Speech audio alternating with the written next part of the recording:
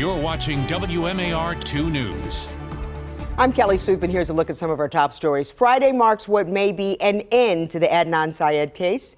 A Baltimore judge reduced his sentence to time served with 5 years of supervised release, meaning that he won't go back to prison. Now working at Georgetown University's Prisons and Justice Initiative, Syed can move forward and travel to D.C. and Virginia for work and for family. The judge told him, "I hope this is the last time we see each other." He stands convicted of the 1999 murder of his ex-girlfriend, Hae Min Lee. He later applied for a sentence reduction under the Juvenile Restoration Act. For more on this story and the history of this case, visit WMAR2news.com/infocus. Well, Maryland lawmakers have to close a more than $3 billion budget shortfall. Currently, there are a number of cuts on the table. The blueprint for Maryland's future, an education plan, could be put on hold through cuts to community schools and teacher planning time.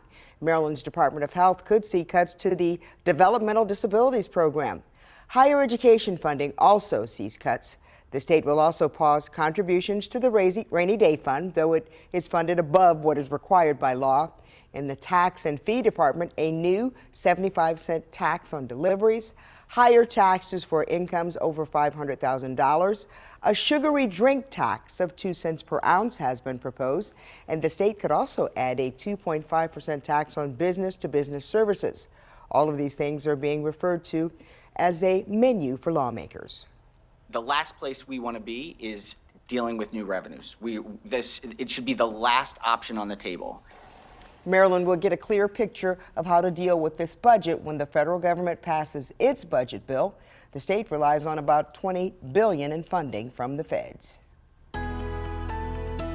Well, we're dealing with an easygoing forecast for the rest of your Friday, but it does start to get bumpy as we roll into the weekend. So enjoy the 40s, these partly clear skies, and these southeast winds. We'll talk more in detail about what's to come on the last leg of your weekend in the next few minutes.